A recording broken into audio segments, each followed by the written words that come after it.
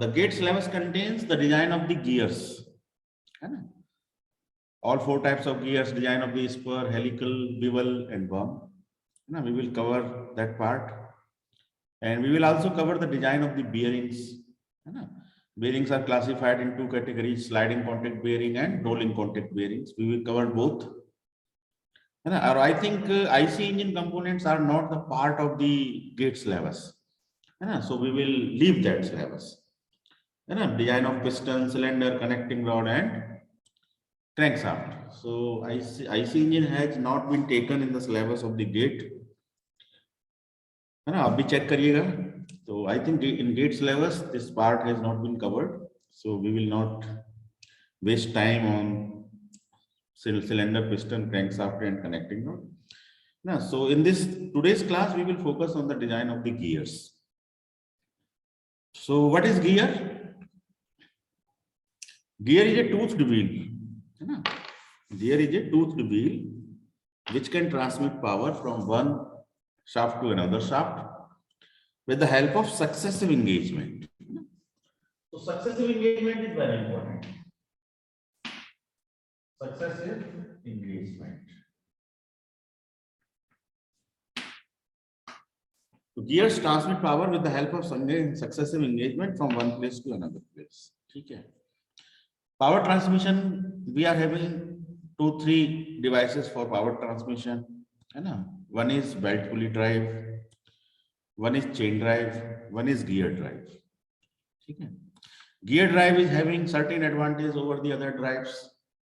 Belt and pulley system is useful for transmitting power when 2 places are at a large distance. If we have to transfer power from one place to another place, and there is a large distance between those places, then we have to go for this belt and pulley. And belt and pulley, the drawback is there is a slip phenomena, and due to that slip phenomena, the efficiency is less as compared to other drives. Chain drives are useful for the medium distances, and gear drive is useful for the short distances. If we will use the gear drives for the larger distance, then the cost is very high. We have to create larger diameter gears. Then the material requirement will be more, cost will be more. So advantage of gear drive is it is a positive drive. So what do you mean by positive drive? Positive drive means the gears, there is no slip between the gears. There is no slip between the gears. So when there is zero slip, then that drive is known as positive drive. Okay. Now classification of the gears. So teeth are cut when the teeth are parallel to the axis of the shaft. Gears are known as spur gears. When the teeth are inclined to the axis of the shaft, gears are known as helical gears. In helical gears, the teeth are inclined. So I think the teeth are inclined like that. Teeth are inclined. So this is the helical gear, but it is again divided at left helical or right helical. So when the teeth are going up, then it is right helical, and when the teeth are going down, then it is left helical. Teeth are going down, teeth are going up. Left and right is again bifurcation of the helical gears. And when 2 helical gears are combined parallelly, then that is known as herringbone gears. And third one is bevel gears, in which the shaft axes are at right angles. Shafts are not parallel. And worm gears are useful when we have to transfer power when shafts are perpendicular and non-intersecting. Shafts are perpendicular and non-intersecting, and there is a requirement of high velocity reduction. Spur gears are useful for velocity reduction up to 10:1 only. Generally, that in industrial applications, spur gears are found for the velocity reduction from 6 to 10. Helical gears are also used for the velocity reduction of 6 to 10. bevel gears are used for the velocity reduction up to 6:1 only, and worm gears can give us the velocity reduction of 200:1, 100:1, 60:1, like that. So in the today's class we will focus on the design of the spur gear. So in the design of spur gears, the Lewis equation is followed. So what is the Lewis equation? 8 में numerical आएगा तो Lewis equation पर numerical आता ही आता है. So as per the Lewis equation, the beam strength is given by mv sigma b by m is module. Everybody knows what is module. D by z. D is the circle diameter of the gear. Z is the teeth on the gear. So this is module. Suppose there are two gears. One is pinion. One is gear. The smaller gear is the pinion. So this is pinion. So if module equal to 4 here and module equal to 5 here, तो बताओ किसकी beam strength ज्यादा होगी? Anyone? दो gears match कर रहे हैं आपस में, एक का मॉड्यूल 4 है, एक का मॉड्यूल 5 है, तो बताओ किसकी बीम स्ट्रेंथ ज्यादा होगी? पिनियन की।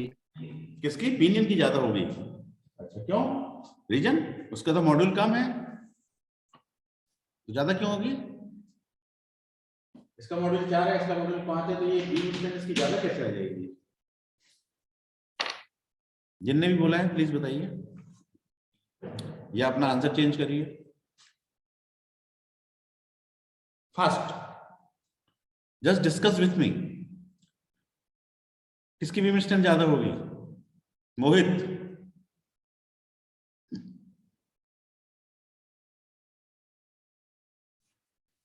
आप लोग बोलते नहीं। हाँ बोलिए, बोलिए। यस सर, बर्थडे वाली की ज्यादा होगी सर, उसका मॉड्यूल ज्यादा, इसका मॉड्यूल ज्यादा है, इसलिए इसकी बीम स्ट्रेंथ ज्यादा होगी, है ना? आपका ये कहना है, लेकिन दोनों ही बातें गलत हैं। सबसे पहले आप ये समझिए कि पिनियन और गियर में अलग अलग मॉड्यूल हो सकता है क्या? मैशिंग हो जाती है क्या अलग अलग मॉड्यूल होने से? नहीं होती है। मैशिंग होने के लिए, पावर ट्रांसफर होने के लिए दोनों का मॉड्यूल सेम होना जरूरी है ना? यदि गियर्स के मॉड्यूल अलग अलग हैं तो उनमें आपस में मैशिंग ही नहीं होगी। आप मैशिंग करते रहो, पावर ट्रांसफर ही नहीं होगी। There is a gear jam, teeth आपस में एक दूसरे में इंटरफेरेंस हो जाएगी, there is a jamming of the teeth, so power will not be transferred. मैं तो यही चेक करना चाहता था कि आप ये आंसर दें कि because module is not same the mashing is not possible. तो बीम स्ट्रेंथ की बात ही कहां से आती है? ठीक है, अब चलिए मान लेते हैं कि दोनों का मॉड्यूल 4 है। अब किसकी बीम स्ट्रेंथ ज्यादा होगी?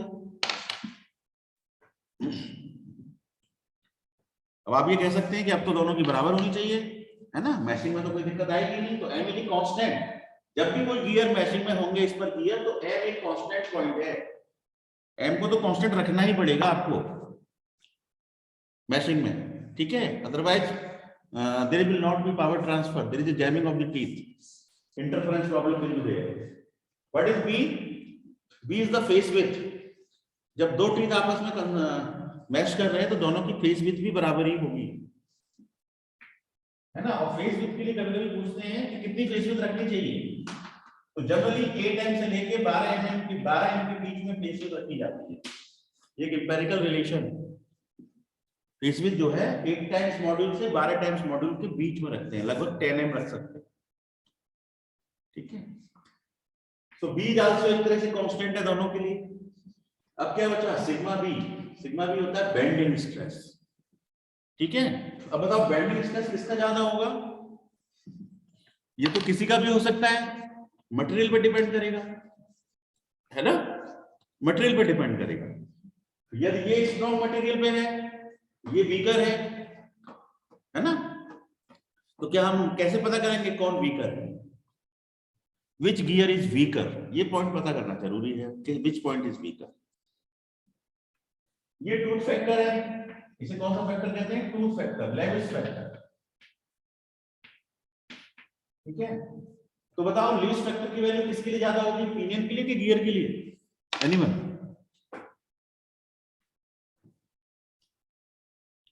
बहुत सरल प्रश्न है। लुईस फैक्टर की वैल्यू किसके लिए ज्यादा होती है, पिनियन के लिए या गियर के लिए, या कोई रिलेशन होता ही नहीं आपस में? होता है रिलेशन, है ना। लुईस फैक्टर की वैल्यू नंबर ऑफ टीथ पर डिपेंड करती है। जिस गियर पर टीथ ज्यादा उसका लुईस फैक्टर ज्यादा। तो टीथ किस पे ज्यादा होती है, पिनियन पे कि गियर पर? टीथ तो गियर पे ज्यादा होते हैं, पिनियन तो स्मॉलर गियर को कहते हैं ना, जिसका डायमीटर स्मॉल है। जब डायमीटर स्मॉल है तो उस पर कम टीथ आएंगे, तो ओपिनियन है। तो इस पर कम टीथ होने की वजह से इसका जो फॉर्म फैक्टर है एज पर दी लुईस वो कमी होगा। तो इसके कम होने से यदि मटेरियल दोनों का सेम है तब तो बेंडिंग स्ट्रेस बराबर हो गया दोनों में। If material is same, bending stress is equal, then this is the only factor, Lewis factor will decide which is the weaker, है ना। तो pinion will be the weaker in that case if gears are made of same material, then pinion is always weaker. ये की point याद रखिए, ठीक है। if the material is different तब कौन वीकर होगा, then this parameter will also important, तो sigma b into y, this product, तो ये प्रोडक्ट जिसके लिए कम होगा वो वीकर होगा, ये प्रोडक्ट जिसके लिए कम होगा वो वीकर होगा। मेरे ख्याल से ये बात समझ में आ गई होगी। आगे चलते हैं। तो गियर डिजाइन में बीम स्ट्रेंथ बहुत इंपॉर्टेंट है। बीम स्ट्रेंथ को कैसे डिफाइन कर सकते हैं? Beam strength can be defined as the load that the gear tooth can sustain without bending failure, है ना। गियर टूथ कितना लोड बियर कर सकता है without failure, without bending failure, तो उसको हम कहते हैं, क्या कहते हैं, बीम स्ट्रेंथ, ठीक है। तो ये बात हो गई। अब बताओ गियर में फोर्स कैसे कैसे जनरेट होते हैं। एक गियर में एक चीज और इंपॉर्टेंट है, what is fundamental law of gearing, कोई बताएगा आप में से? What is fundamental law of gearing? Kumar Udeshiya A44, आप बताएं जरा। Kumar Udeshiya, unmute your mic and just discuss with me. Yes. Shubham Gupta.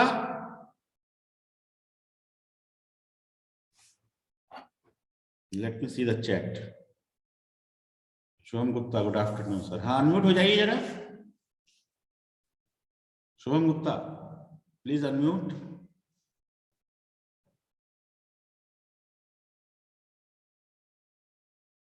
चलिए बताइए मेरा क्वेश्चन क्या है।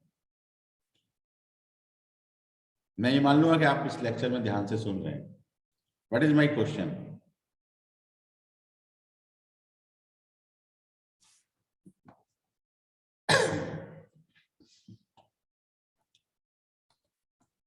Why you don't discuss with the faculty? Please give the response.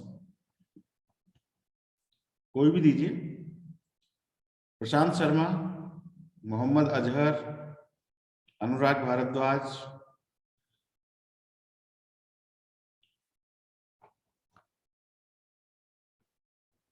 Shivshankar Parashar,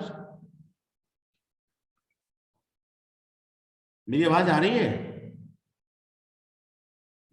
चलिए चैट बॉक्स में लिख दीजिए, क्या आप मैं ऑडिबल हूं, so that I can continue.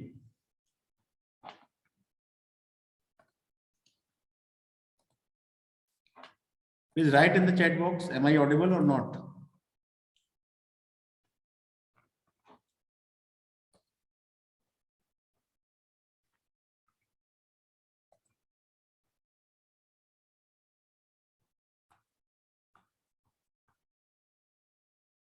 Yes sir, ठीक है मोहित, thank you, thanks for the response. चलिए मैं बता देता हूँ आपको फंडामेंटल ऑफ गियरिंग, है ना। फंडामेंटल ऑफ गियरिंग में बस ये बताना आता है आपको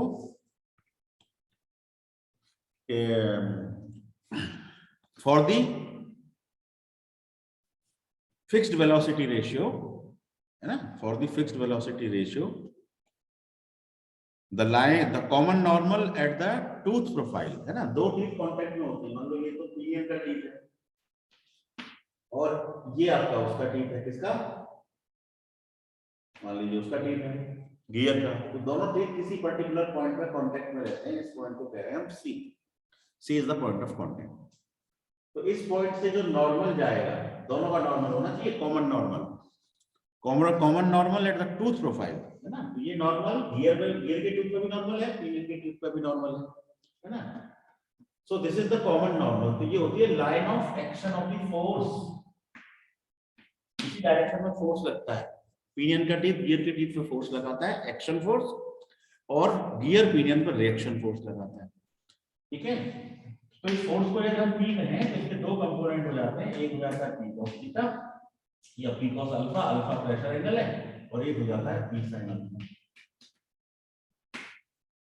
ठीक है। इस पी कॉस अल्फा को कहते हैं टेंजेंशियल फोर्स पीटी और इसको कहते हैं रेडियल फोर्स टीआर।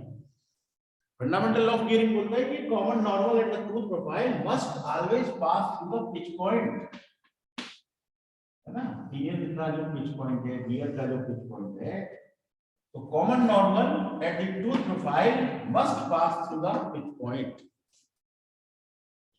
ठीक है, तभी पावर ट्रांसफर होगी, फिक्स्ड वेलोसिटी रेशियो मिलेगा।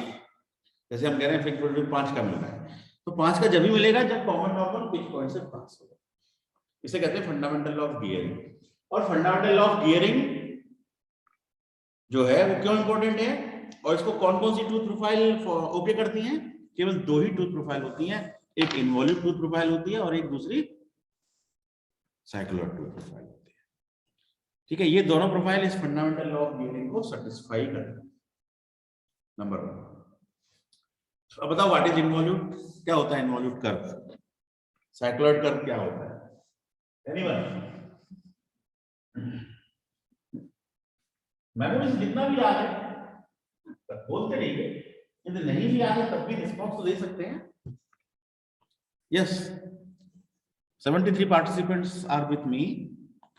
Anybody is knowing what is involute?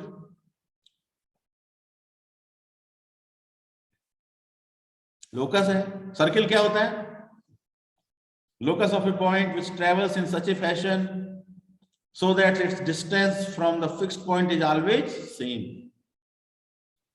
Locus होता है ना सर्किल, ऐसे ही इन्वॉल्यूट भी एक लोकस है किसी पॉइंट का। तो इन्वॉल्यूट में क्या होता है,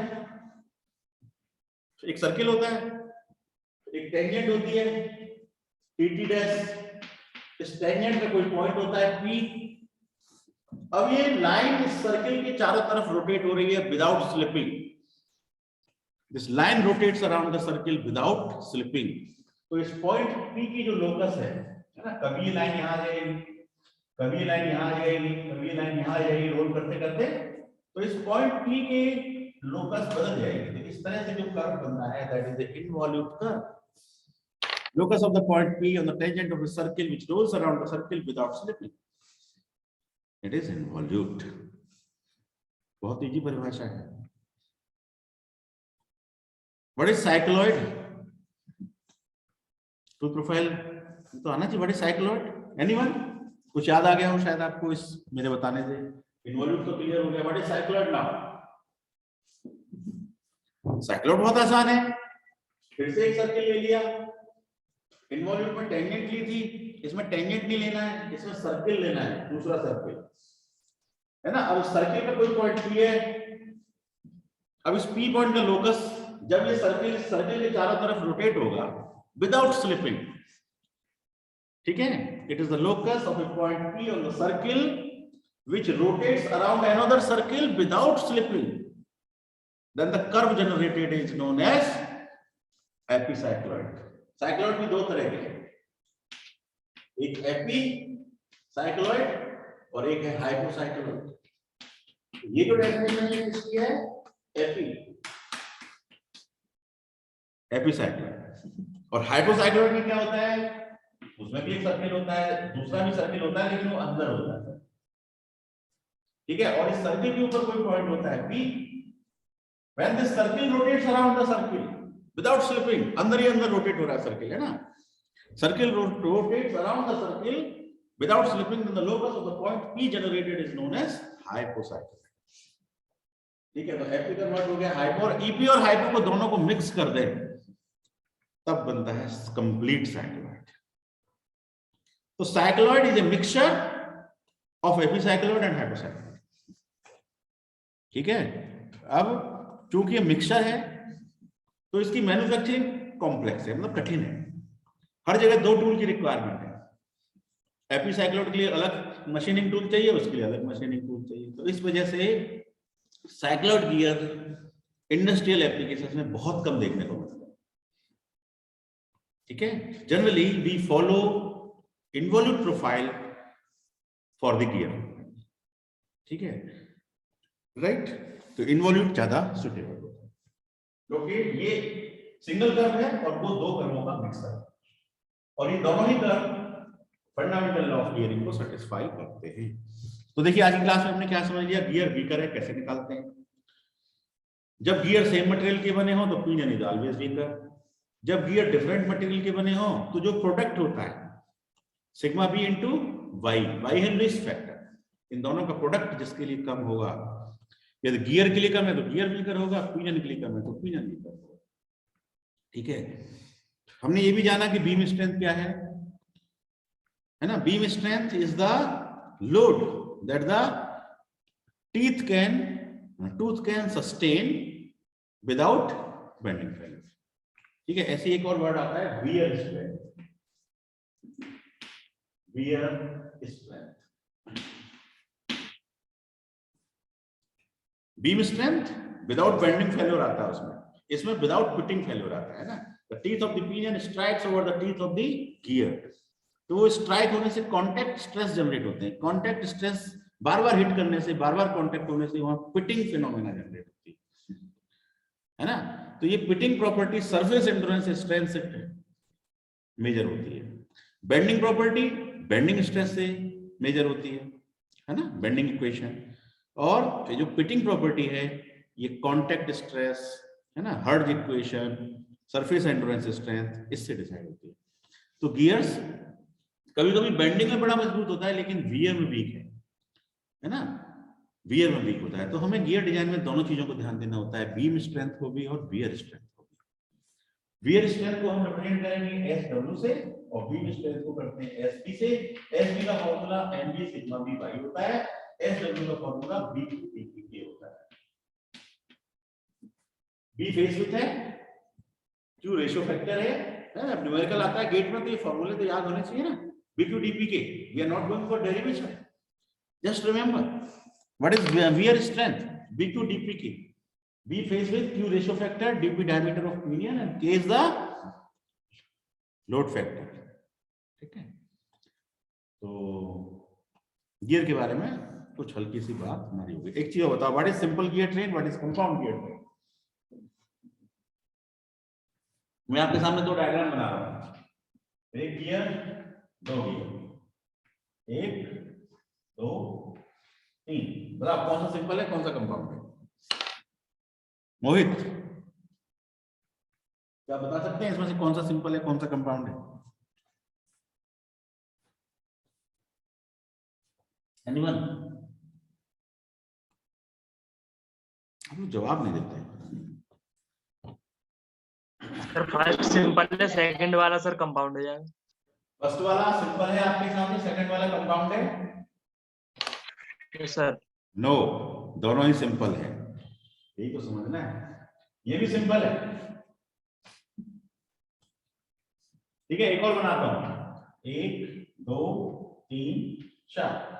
अब बताओ नीचे वाला कैसा है, सबसे नीचे वाला, ये भी सिंपल है। कंपाउंड कब होता है, ये कंपाउंड कब होता है। देखो यहां पे देखो, इसका साफ में एक गियर, इसका साफ, इस साफ में एक गियर। जब एक साफ में एक ही गियर होता है तो वो सिंपल होता है। एक शाफ्ट में एक गियर है सिंपल, एक शाफ्ट में एक गियर, एक शाफ्ट में एक गियर, एक शाफ्ट में एक गियर, सिंपल। एक एक एक एक, ये भी सिंपल। गियर की संख्या बढ़ने से थोड़ी कंपाउंड हो जाता है। जब सर एक शाफ्ट पर अनदर गियर होंगे तब सर तब कंपाउंड होगा। एक से ज्यादा गियर होगा एक शाफ्ट में, तब वो कंपाउंड होगा।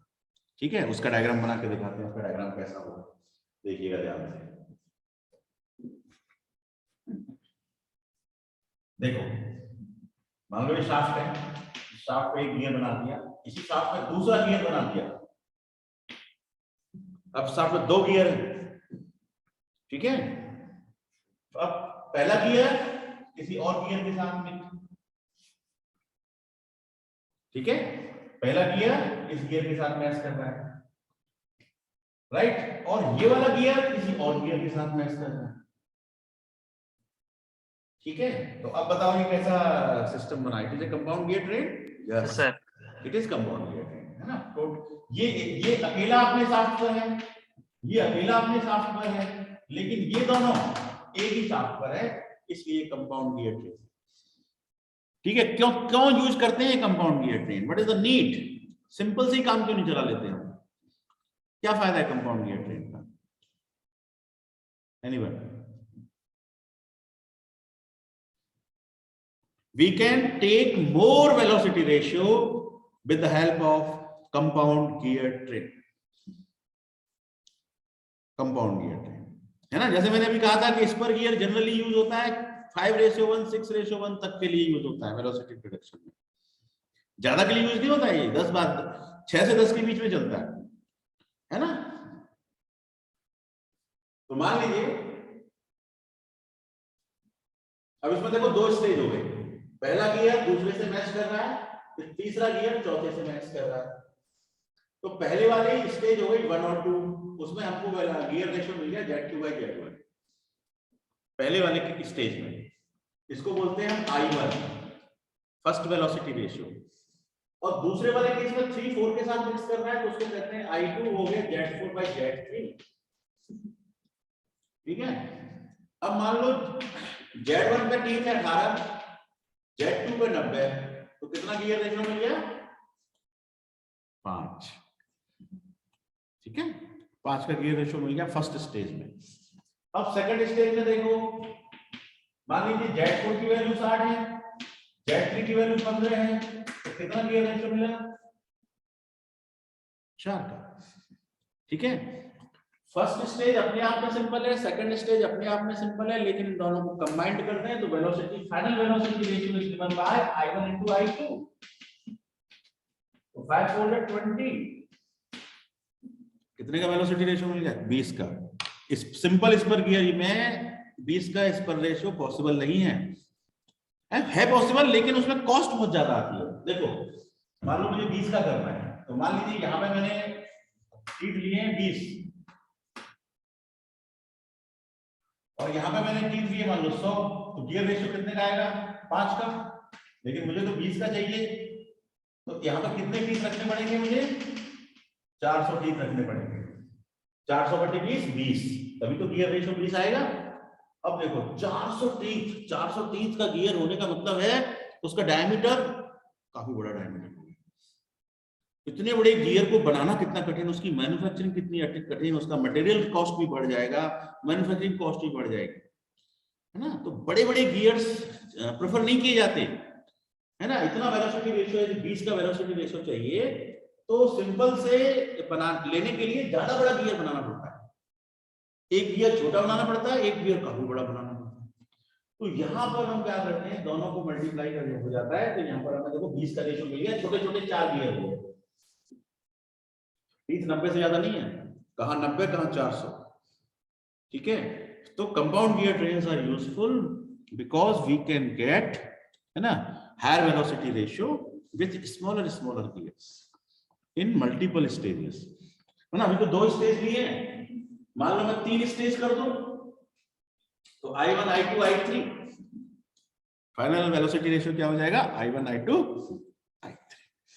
तो ये देखो मेरी बात हो गई सिंपल गियर ट्रेन पे, है ना। कंपाउंड गियर ट्रेन पे ऐसे एपिसाइक्लिक गियर ट्रेन भी होते हैं, है ना। उसमें सन गियर होता है, प्लैनेट गियर होता है ना, उसका एक थोड़ा सा अपना अलग कंसेप्ट है।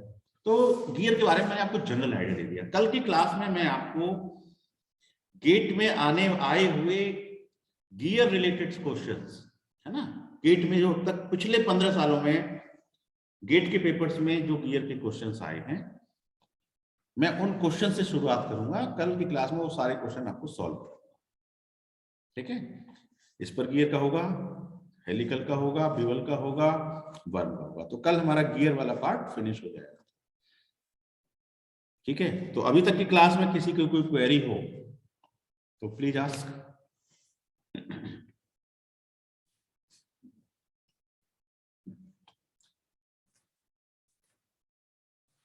Rajiv Singh, B26, Rajeev Singh equal to mc square, Albert Einstein. Please unmute your mic and respond.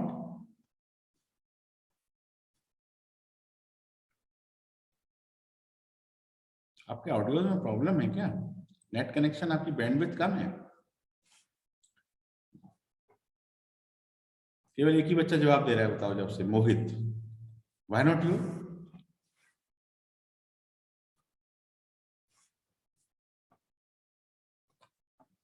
चलिए मैं एक दो नाम और बोलता हूँ। प्रशांत शर्मा, राहुल भारद्वाज, राहुल, कोई भी बच्चा जवाब नहीं। Ayush Upadhyay, Khyati Singh, Mohit. Yes sir. Is any doubt? मतलब अब तक आज का लेक्चर आपको थोड़ा सा कुछ समझ में आया, थोड़ी सी लर्निंग हुई आपकी गियर के संबंध में? Yes sir. है ना। देखो इससे दो फायदे हैं। एक तो ऑब्जेक्टिव क्वेश्चन करने से गेट के एग्जाम क्लियर होता है, दूसरा थोड़ी पढ़ने से कंसेप्ट आता है ना। यदि आप किसी कंपनी में, डिजाइन कंपनी में इंटरव्यू के लिए भी बैठ रहे हैं तो आपसे वही बातें पूछी जाएंगी जो मैंने अभी डिस्कस करनी है ना। जैसे क्वेश्चन क्या बनेगा, how will you find the weaker gear, कैसे पता करोगे कौन वीकर है? तो आप बता पाओगे। मटेरियल सेम है तो सब पीने नहीं ऑलवेज वीकर, मटेरियल अलग अलग है तो प्रोडक्ट डिसाइड करेगा सिग्मा बी इनटू वाई, ठीक है। मॉड्यूल क्या होता है? डी बाई जेड होता है ना। अब देखो एक डायग्राम बना रहा हूं, बताना कि किसका मॉड्यूल ज्यादा है। मैं आपके सामने एक डायग्राम बना रहा हूं, दो गियर हैं अलग अलग, एक गियर ये रखा, एक गियर ये, ठीक है। इस पर टीथ कटे हुए हैं, इस पर भी टीथ कटे हुए हैं। बताओ किसका मॉड्यूल ज्यादा है, इसका या इसका?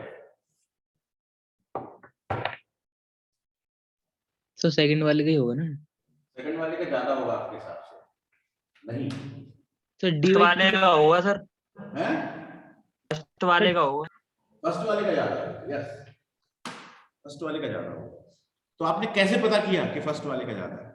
सर डी अपॉन जेड होता है ना, जिसमें सर ज्यादा सर वो होंगे टीथ, वो सर डिवाइड होता है ना। हाँ होता है, नहीं लेकिन मेरा तो डी अलग अलग है ना, मैंने कब आपको बराबर दिया? डायमीटर भी तो ज्यादा है सर सेकंड का, अगर हम उस हिसाब से देखें तो मॉड्यूल ज्यादा होगा ना फिर सेकंड वाले चलो का। मैं डायमीटर बराबर ले लेता हूँ। तो फिर टीथ पे डिपेंड करेगा सर, जिसमें टीथ ज्यादा होंगे उसका कम होगा मॉड्यूल। हाँ तो देखो ऐसा है, आपको ये सब सोचने से अच्छा है कि आप ये सोचो कि आप विजुअल इंस्पेक्शन करो, इसके टीथ का हाइट ज्यादा है या इसके टीथ का हाइट ज्यादा है? भाई ये ज्यादा ऊंचा लग रहा है ना टीथ देखने में, तो ये बड़े बड़े टीथ हैं, बड़े बड़े टीथ का मतलब मॉड्यूल ज्यादा है, छोटे टीथ हो तो मॉड्यूल कम, चाहे डायमीटर कुछ भी हो, ठीक है। ये टीथ छोटा छोटा कटा हुआ है, उसकी हाइट कम है, हाइट कम होगी तो नेचुरली विड्थ भी कम होगी, है ना, तो वो मॉड्यूल कम होगा उसका, और बड़े बड़े टीथ हैं तो मॉड्यूल ज्यादा होगा। तो कभी क्वेश्चन पूछ लेते हैं, how will you check which gear has more module without measuring anything, है ना, कुछ भी मेजर नहीं, केवल विजुअल इंस्पेक्शन से ही बता सकते हो, ठीक है। तो ये मॉड्यूल की बात हो गई। अब मान लो इसका मॉड्यूल 3 है, इसका मॉड्यूल 5 है, इन दोनों को मैच कर दें तो कितने वेलोसिटी रेशियो मिलेगा? एनीवन? मैचिंग होगी नहीं sir? Yes yes, very nice, matching होगी नहीं, है ना, जैम हो जाएगा, मतलब पॉसिबल ही नहीं है। फंडामेंटल लॉ ऑफ गियर के अकॉर्डिंग इसका मॉड्यूल बराबर होना चाहिए फॉर द मैचिंग, मतलब इसके टीथ जितनी हाइट के हैं उतने ही हाइट के इसके टीथ भी होने चाहिए, तभी तो मैचिंग होगी आपस में, यस सर। है ना। ऐसा पॉसिबल ही नहीं है कि छोटे टीथ बड़े टीथ के साथ मैच हो जाए। ओके, तो ल्यूइस इक्वेशन हमने पढ़ लिया है, बीम स्ट्रेंथ हमने पढ़ लिया है, बियर स्ट्रेंथ हमने पढ़ लिया है ना। Types of gear, classification of gear पढ़ लिया है। मटेरियल ऑफ द गियर पे थोड़ी बात कर लें। गियर का मटेरियल कैसा होना चाहिए, डक्टाइल या ब्रिटल? ब्रिटल होना चाहिए सर। क्यों ब्रिटल क्यों होना चाहिए भाई? एक टीथ दूसरे टीथ पे स्ट्राइक करता है, कांटेक्ट स्ट्रेस आते हैं, और ब्रिटल मटेरियल तो चूर-चूर हो जाता है ना कांटेक्ट से। Yes sir. तो हमें डक्टाइल मटेरियल यूज करना चाहिए एज फॉर एज पॉसिबल, है ना। तो इंडस्ट्री में आप देखोगे कि ज्यादातर डक्टाइल के ही में गियर्स आपको मिलेंगे, है ना। अलॉय स्टील के गियर्स, प्लेन कार्बन स्टील के गियर्स, है ना। कहीं कहीं आपको कास्ट आयरन के गियर भी मिल जाएंगे, है ना। दोनों डिपेंड करता है मतलब क्या सिचुएशन है, लेकिन generally we should prefer ductile material for the gear, है ना। कहीं कहीं वुडन गियर भी होते हैं, लकड़ी के गियर भी बनते हैं, है ना। और आप देखेंगे तो प्लास्टिक के गियर्स भी मिल जाएंगे आपको। प्लास्टिक के गियर्स कहाँ यूज होते हैं? चाइनीज यूज करते हैं अपने टॉयज वगैरह में, खिलौने बनाने में, है ना। They use gears of the plastic, है ना, वुडन गियर्स। लेकिन इंजीनियरिंग पॉइंट ऑफ व्यू से डक्टाइल मटेरियल होना चाहिए इंडस्ट्रियल एप्लीकेशंस के अकॉर्डिंग, ठीक है। तो गियर ट्रेन्स पे भी हमारी बात हो चुकी है। तो कल की क्लास में हम लोग टोटली न्यूमेरिकल्स पे स्टार्ट कर देंगे, है ना। खुलते ही न्यूमेरिकल स्टार्ट होंगे, कम से कम हम 20 न्यूमेरिकल करेंगे on the basis of gears, जो सारे के सारे न्यूमेरिकल्स गेट एग्जाम्स में आए हुए होंगे पिछले। Okay sir. ठीक है, चलिए, तो can I and the class? Yes sir.